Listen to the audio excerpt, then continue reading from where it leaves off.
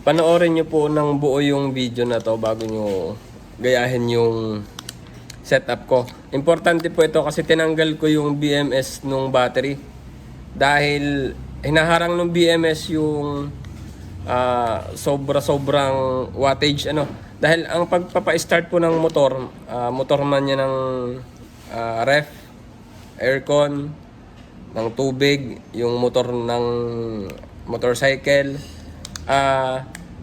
halos nagta times 2 hanggang times 4 yung power niya.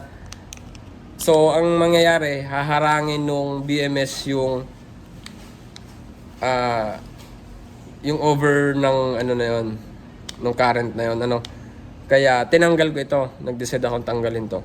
So wag niyo pong skip yung video kasi mas importante po na mapanood niyo ng buo gawa nga nito. Tinanggal ko to sa huli.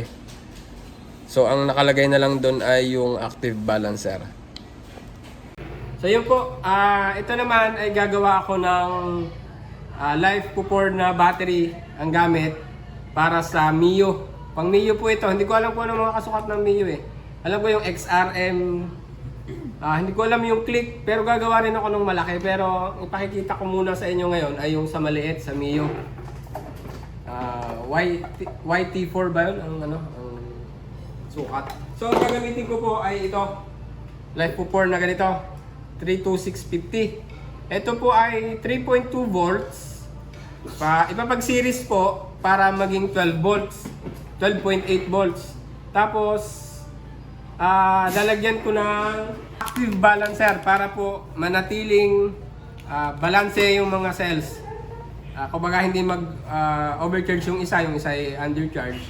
So, kailangan po niyan. Lalagyan ko rin po nitong BMS. 30 amps po ito. Ito naman po ay battery management system. Siya yung magpuprotekta dito. Isa-shutdown niya to kapag may overcharge, may undercharge o kaya ay may surge voltage para hindi ma-damage yung ating battery. Kasi ito, pag puno na sa motor nyo, pag ginamit nyo yung motor nyo, magcha-charge kung wala nito. Ito kasi balancer, pang balance lang to. Wala siyang protection, ito po may extra protection. Hindi niya i-overcharge ito Kahit puno na, kahit tuloy ang takbo ng motor ay hindi na magcha-charge. Tapos, gagamitan ko po nitong tape na pang insulator ba tawag dito? Basta. Lalagyan ko din po nito. Ito po ay extra na lang. So, hindi ko alam kung magbebenta ako nito or basta tinuturo ko naman palagi. Ito po, napakaganda nito kasi ito po ay meron ng nakalagay na voltmeter. Halimbawa, makikita mo kung full charge na yung battery mo, kung ilan na lang. At the same time, pwede kang mag-charge sa motor mo ng iPhone at ng Android. Dito ko po ilalagay ito kung kasya pa. Pero kung hindi na, para dun sa mga Click or mga Aerox or NMAX, baka magkakasya siya. So ayan po, ang ganda nito. Ayan po. Lalagyan ko rin yan ng ito po, switch. Para mabubuhay lang itong charger kapag switch ko. So hindi lagi siya naka-on. Halimbawa ay mag-charge ka ng cellphone, saka mo lang siya isi-switch. Habang tumatakbo, pwede rin.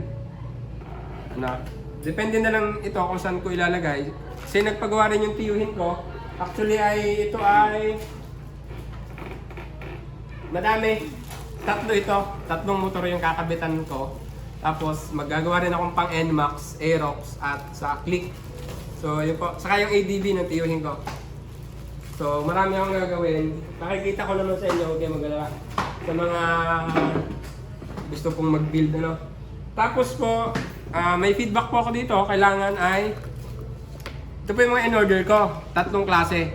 Ito po, 8 nito para 2. Ito po ay TIG 150. Good seller ito, palagay ko. Meron din ako dito ang TIG 100. Magkakaibang seller. Yan. Meron din dito ang TIG 65 or 68. Ang isa. So ayan po. Huhusgahan po natin ito kung bago ba o maganda pa yung mga batteries. Meron po tayo nitong ohmmeter. Masusukat natin yung internal resistance niya kung bago pa ba siya o baka gamit na. Kasi mga seller talagang ano eh, nanloloko yan. No? So ito po ay na-order din sa Shopee. Lalagay ko dyan yung link. Ano? Excuse me. Ito po ay nasa 1,000 na higit. Tapos ito ay nasa 200 plus or 400. So, binili ko kasi lahat, umabot siya ng siguro nasa 2K. So, meron din dito para dun sa mga yung walang tornilyo. Ganito. Sa mga lithium. Yan, meron din dito. Kakaiba yung ano niya. Yan, ito yung gagamitin natin, yung D-clip. So, sukatin muna natin.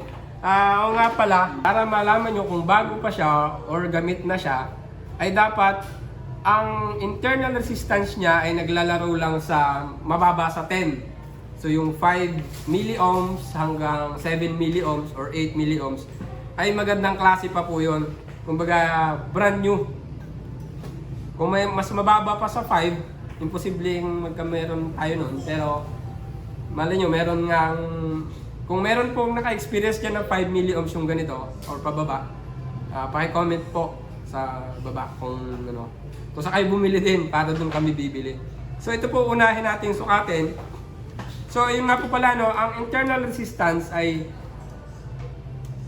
depende, hindi nakadepende. Ulit. Ang internal resistance po ng ganito ay wala yan sa charge, kung full charge or undercharge. Ano ba tawag doon? Low bat. Ano? Yun po ay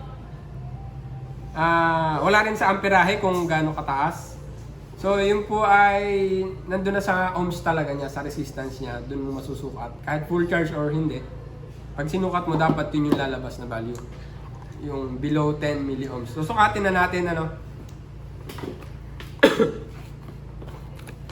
Isa-isahin natin. So wala namang problema kung mag-positive, negative yan. Kung magkabaligtad yung sukat nyo. Kasi maglalagay dyan, pag baligtad, maglalagay ng negative dito sa voltage. Ano? So, lagay natin. So, yan. Tama siya. Hindi siya baligtad. Ayan po, 6 milliohms. 3.2 volts. Good po yan. 3.2 kasi yung nominal voltage ng ganito. Kapag at rest yung voltage. Ano? 6 milliohms. Maganda pa po yan. Magandang klase. Ito po yung Tigwa 150. So ayan, baligtad yung ano ko, kabit ko, kaya nagkaroon ng negative. Pero okay lang yan. Nominal nominal voltage 3.2, good. 6 milliohms, okay naman.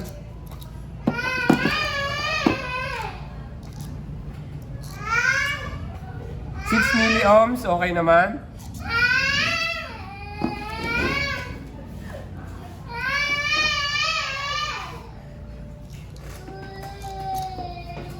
6 milliohms, okay naman.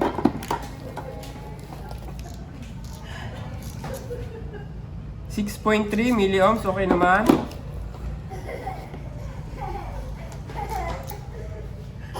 Ayan, medyo mataas siya, 7, pero goods pa yan hanggang 8.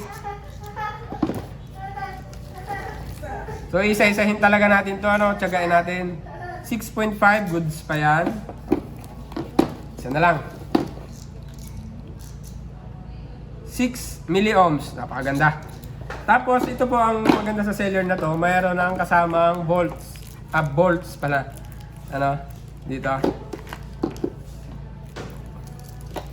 Ito po ay B2, para volts lang yung magkabila. Pero kasing screw yung kabila. Yun ay B1 at B3. B2 yung piliin nyo para ano. Nasa sa inyo na rin yun, meron namang yung walang ano, inihinangan na lang. So okay to, mamaya natin ayusin. So goods yung isang seller na ito. Ito naman po ang sunod, ito yung TIG. Ito muna, TIG 100. TIG 100 ang isa.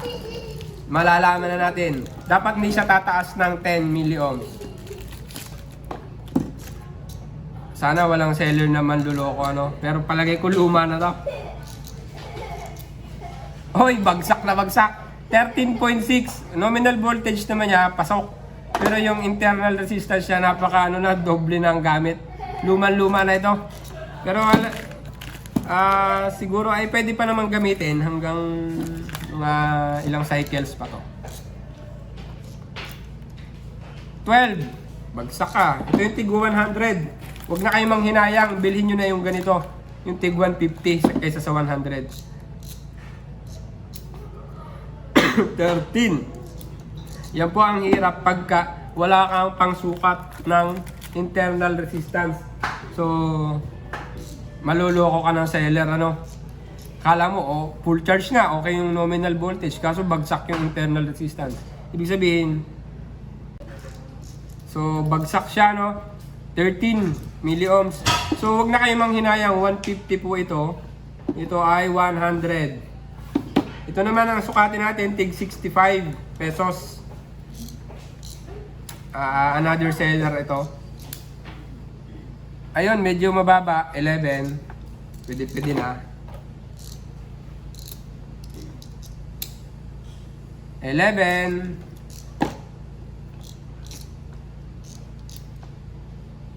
Ano yan? 0.17. 17. 70.5. Grabe naman yung 17. Ayan. Oo nga, 17. Grabe. Gamit na po itong mga battery na ito. Luma na, gamit pa. Meron kasi luma pero hindi gamit. Yun yung mga tinatawag na gaya ng mga white calb ba yun? Meron kasi mga ganon na hindi siya nabenta, hindi siya nagamit. Pero brand new pa siya. Luma nga lang, matagal ng panahon. So ito po ay para sa akin ay bagsak. Hindi ko na ito gagamitin. Ang gagawin natin kasi para i-top balance muna natin to. Kasi although pare-parehas sila no 3.2 volts yung nominal voltage niya, para mas maging pantay-pantay sila ay ipaparallel natin overnight or 2 to 3 days, mas maganda. So yun po ang gagawin ko. Ipaparallel ko muna. Yan. Yan, paparallel ko muna po. Dito po, wag kayong magkakamali ng mga sa series, delikado. Manood po muna kayo ng manood ng ibang mga videos bago kayo gumaya ng pagsiseries ng batteries. Lalo na sa lithium, ang lithium sumasabog o susunog. Yung lead acid tumatagas lang ito ang sabi, hindi naman daw. Ito, bahala na maglabo-labo to. Tinatamad ako dito sa mga batteries to. Ay, sayang Sige, sa susunod na lang.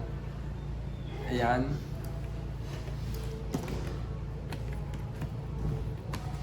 Top balance po muna natin, manual. Manual top balance. So, ang gamit po dito ay itong mga tornilyo na to. Ang masama pa dun sa seller, nitong mga mumurahin, ay walang tornilyo. Paano natin itatop balance yan? Siguro ito lang muna itatop balance ko. So, ito po iiwanan ko ng mga ilang araw dito. Ito po, na-top balance ko na yung itong dalawa lang. Dalawang tig-4. Bali, 8 cells. Ayan, kabila. Kasi hindi na kasi yung bolts. Pangit kasi dito sa mumurahin, walang kasamang bolts sa washers. So, ito mga 2 days ko itong i-top balance. Kasi aalis din ako So, dapat ang magiging sukat itong nominal voltage ay 3.2 volts pa rin kasi nakaparallel siya. Ang lalaki lang ay yung amperes. Magiging 25, 6, 12, 18, 24. 24 amperes hour. 24 ampere hour. At ang internal resistance, ang ganda 4 milliohms na lang. So, mas maraming cycle pa to. Brand new talaga siya. Ilalagay ko po yan sa baba yung legit seller nito. Hindi na nitong dalawang pangit na mumurahin. Mas maganda lang mag-invest dun sa magandang klase na. So, 3.2 volts, 4.2 milliohms. So, maganda po ang kanyang internal resistance. So, ayun po, nakabalance na. May gitsang linggo ko yata itong tinap balance. So, bali, dalawa yung gagawin ko. Ito, hindi ko na ito gagamitin. So, siguro hindi ko na i-video kung paano ilagay. Papaliwanan ko na lang kasi mahirap mag-video. Dito, pagkakasyahin ko ay itong tawag dito, balancer, active balancer. Tapos may BMS din. Kasi mas magandang may BMS ano, para hindi siya ma-overcharge at ma-over-discharge. Ito kasi pang-balance lang talaga eh. Tapos lalagyan ko rin ito. Tawag dito ay yung charge. Dalawa na siya, maganda to. Pwede kang mag-charge dito. Tapos makikita mo rin yung voltage niya at saka yung percentage ano. Tapos yun lang naman, hindi ko na ito switch, lalagyan ko rin. Tapos itong fuse hindi ko nalalagay kasi ang laki. Tapos ganito lang kasimple daw yung pagkakabit niyan. Halimbawa ay yung 4 na cells. Yan.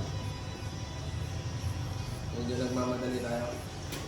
Halimbawa ay ito ay negative, positive, positive, negative, negative, positive, positive, negative. So, ito B negative to. Ibig sabihin yung main negative. Tapos ipag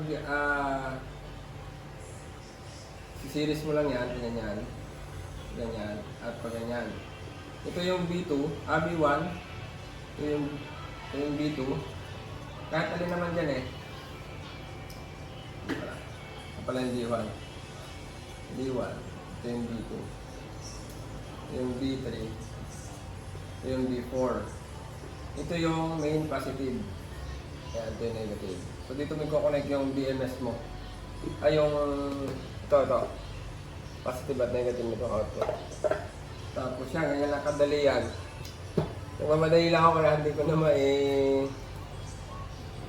manumano sa inyo. Kaya pagkakasayin ko muna dito, ipakikita ko na lang sa inyo kapag nabuo ko na.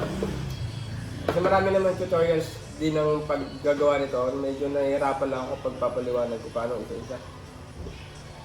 So, saka hindi ko alam kung magkakasya dito. Pag nagkasya, saka ako na lang ito ipakikita. No? Kasi ito pang Mio lang ito. Meron kasing laki nito pero mas mataas lang. Yun yung YT5. So, ganun lang kadali. Bubuhin ko na lang muna. Talagang mamadali lang ako eh. Ito, gagamit ako nito pang rotary siya. Yan. Para mabutasan ko ito, dito ko ilalagay ito. So yun po, natanggal ko na yung mga tornilyo. Ito po yung nakaganito yung takid ko. Yan, nakaganito. Tapos ganito, tapos ganito. So, tinest ko lang dito sa aking thermometer. Yang ito pare-pareha siya 25.5, 25.5 yan. 25.5, 25. Pero itong dalawa na magkadugsong, yan, magkaiba yung ano niya. Mas mainit siya kanina. Bumaba na siya, pero mas mainit ito kanina kaysa dito. Pero konti lang naman.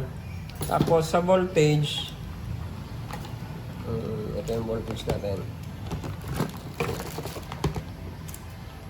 Yun lang din yung i-check nyo kung 3.2 volts pa rin dapat.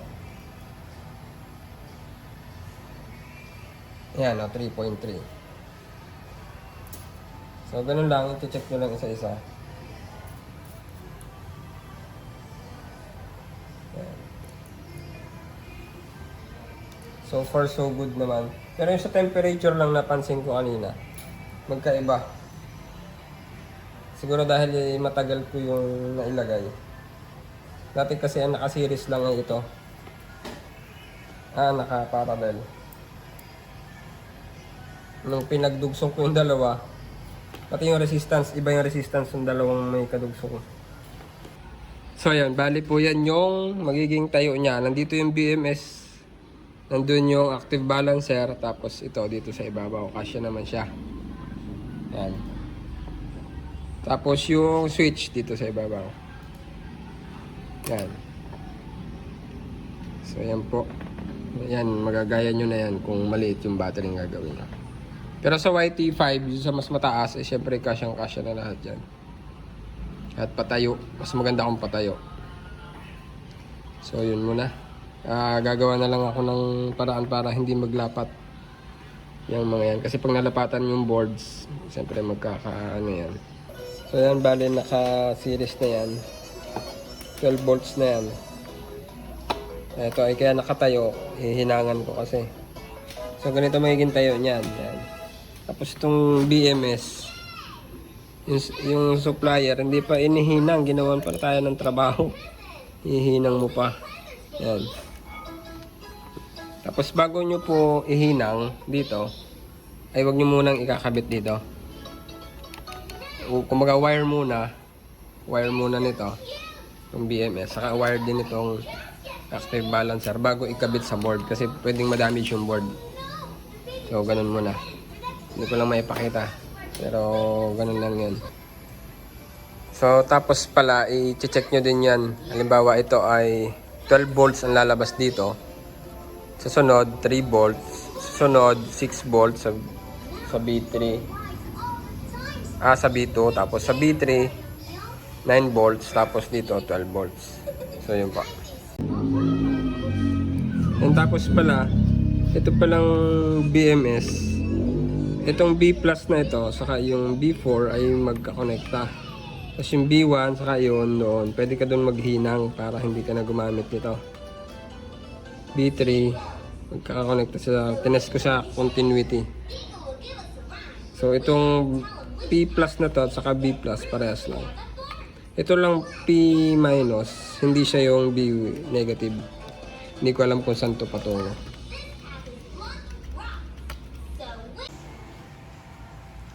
So yan, tapos na po itong ating build ng battery. Ngayon, binuhay ko na to. May switch ito. Ayan. Itong tawag dito. Active balancer. May switch siya. Ito. Ayan. Pag na-switch on, may ilaw siya. Ayan. Kulay green. Tapos, itong switch na to. Buhay na rin natin. So, ayan. 13 volts. Naka-full charge pa siya. So, yan. Pagkakasyahin ko na lang yan dito, gagawa na lang ako ng paraan. Babalutan ko nito itong tape para hindi magdikit-dikit itong mga boards dito. Kasi sa gilid lang yan eh. Sa bawat gilid dito. Dito yung BMS, dun yung active balancer. Tapos dito sa ibabaw yung switch at ano. Bubutas na lang ako dito para sa switch. Saka dito. Dito ko ilalagay sa itaas. Tapos check din pala natin tong ano. Itong kasi niran ko na yan mga 10 minutes ago na niran ko na siya. So 27, hindi naman siya umiinit.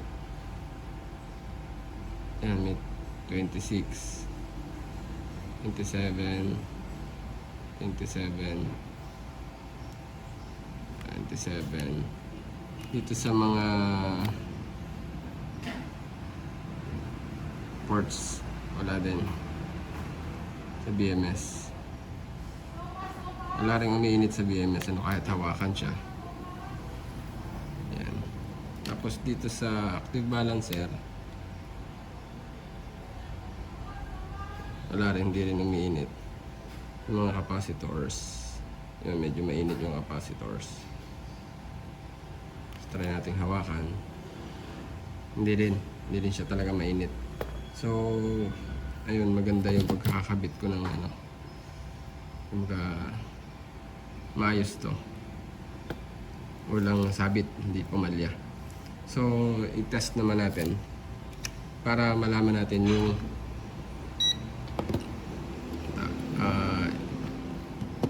BMS kung working ba, kasi wala naman indicator yung kung okay siya eh. So kailangan natin i-test. Try natin. So yan. So itong mga ports na to dapat 369 volts din, ano? 3 volts halimbawa ito. 3 9 6. So tama. Tapos sa magkabilang dulo B negative at B plus 13 volts. Tapos ito palang P negative at P positive. Ito yung output din to. Power siya. Siguro power P. So dapat ay kande siya 13.2 volts din. Parehas lang siya dun sa output ng battery. So yun yung indication na working yung BMS. So yun lang, pagkakasyahin na lang at ready to go na. So yun, meron pala akong buti na isip ko kagad. Yung pala dapat output ay dito manggagaling yung sa battery, yung kakabit dito sa terminals ng battery natin. Dito dapat manggagaling sa output na galing sa BMS.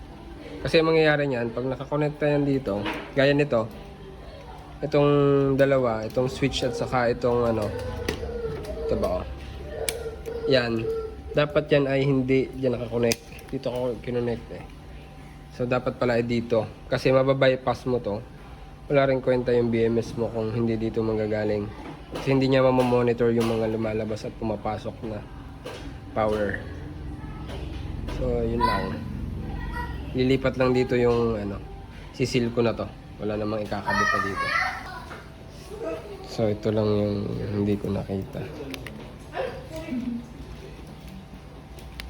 Bale, umiinit yung yan yung dalawang capacitor na yan.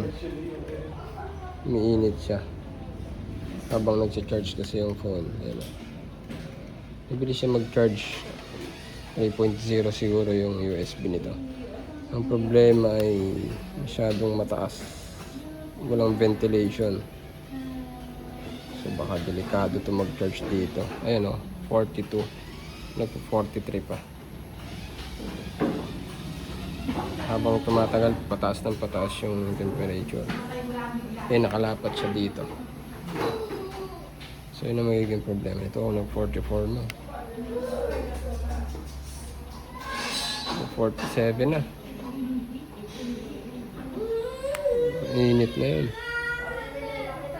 So yun lang ang magiging problema dito. So ayun po, tapos na yung battery na ginawa ko. So dapat yan, mas maganda kong black screw. Merong nagkamali ako ng butas. Pero okay lang, pansariling gamit lang naman ito. So mas maganda kong black screw yan. Yan, working na po yan.